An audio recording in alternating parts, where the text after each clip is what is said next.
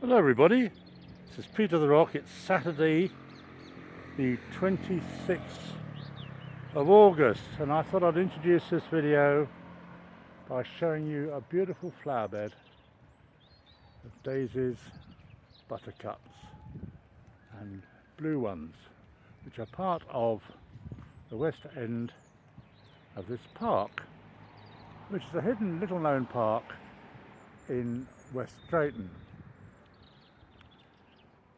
But the main object of this walk, in fact, there's a lovely flag there. It says this park got a Green Flag Award 2023-2024.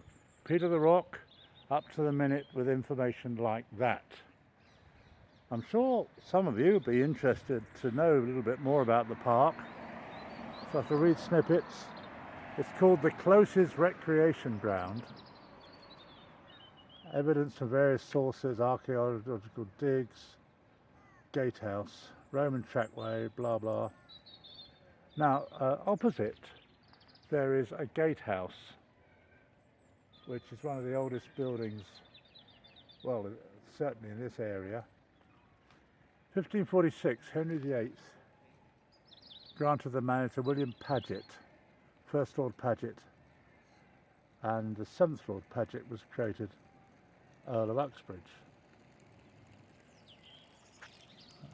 The Pagets are buried upright in the crypt in St Martin's Church. We're about to visit St Martin's Church. I wonder why they were buried upright. Did they have a space problem? Seems a bit bizarre, actually. In 1936, 2,000 people attended an event in the Closes, which is this park, to celebrate the Silver Jubilee of George V, one of many events held over the years. And they obviously had such a good time, they didn't try and follow it up with the Silver Jubilee of Elizabeth II. Anyway, one little last glance at the flowers. It's very pleasing to the eye. And now we're going to go over and explore St Martin's Church. We're in a road called Church Road, West Drayton. Let's know where we are. I can cross the road now. And I love gatehouses because so often they're kind of not relevant anymore. You know, they're gatehouses to manor houses that no longer exist, but the gatehouses still remain. I can imagine some old retainers sitting in there deciding whether to open the gate or not. And there is obviously a very old door, hundreds of years. I was going to say, looks like a cat flap, but you could get a lion through that. Perhaps they do. Who knows? Anyway, we're heading towards one of the oldest buildings in West Drayton, perhaps the oldest, St Martin's Parish Church. 2 Sunday services, pretty standard. The vicar is the Reverend Rosie Barry. There's our phone number for the people who are interested. I've never been here before, so I don't know what to expect. Portion of this path may be slippery. It's very nice of them.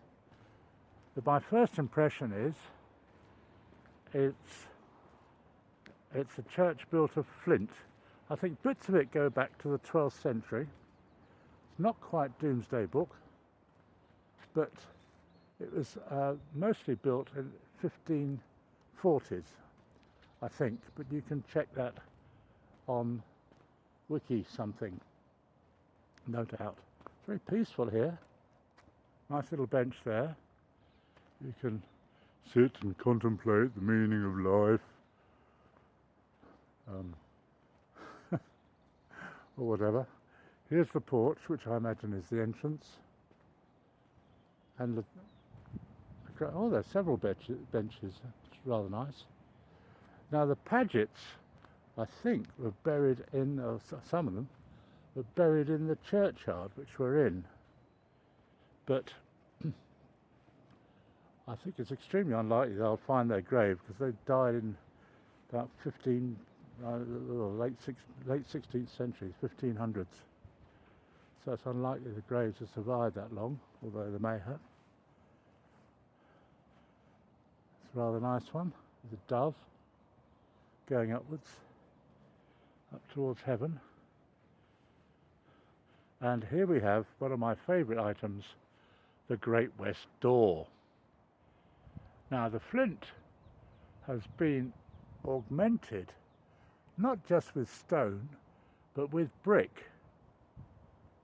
And it looks like very old brick in some parts, not so old in other parts, which is interesting. It's been patched up a bit.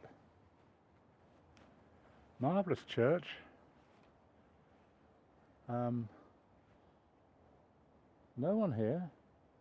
One or two fresh-ish graves. It's not very easy to say. Walking clockwise around the building. And thankfully the flint does seem to have been assembled in what I call jigsaw flint mode. Now when this was built in the 1540s, I think, of course they didn't have metal scaffolding, they had wooden scaffolding, so it's quite a precarious operation if you had to climb the heights. But look how high this is. Fantastic. And I don't mind that it's a bit of a patchwork of materials. The main building itself is very solid. Some lovely little sort of recent tributes to people who've died.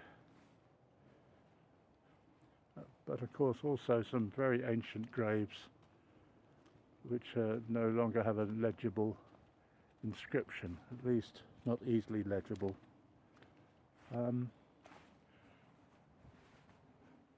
The windows have a metal on the outside. Don't know why that is. Perhaps this is a feedback to some war or something. Didn't want the glass to be broken. The stones are variable in size, very variable. The flints. So it's quite some hard work to build this. There's a lovely little corner. And right at the top, a cross. There's a grave. I think graves of people who close to the church are because they were very important. They did a lot of work, probably for the church. So they get a prime space when they're buried. Nowadays, very few people are buried. Most are cremated. A new thing, which is becoming quite common, which I've only found out about recently, is you can get dissolved. They put you in sort of hot water with some chemical, and 5 hours later all that's left are the bones. I mean, which whatever happens to your body, it's not particularly pleasant. You'll get eaten by worms, burnt to a cinder, or dissolved. Let's not linger on that. One thing certain in life is death, or two things, death and taxes. Look at this building. There are odd bits and pieces that have been added. Maybe, I don't know, maybe windows or something, or maybe they were needed in the building of the church.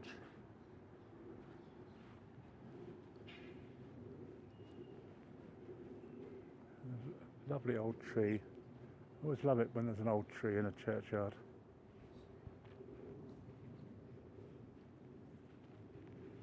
I can't walk all the way around the church, which is a shame.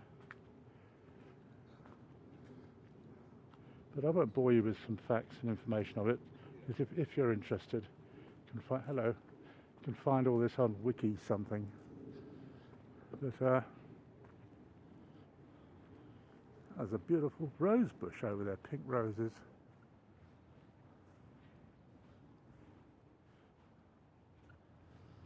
So it's got everything, a west door, an interesting tree, flowers, and a variety of flint building techniques. It's a Saturday evening, probably one of the quietest times, and it's also got a gatehouse, and there's the gatehouse I walked past. No real need for the gatehouse anymore. I think people probably do live there,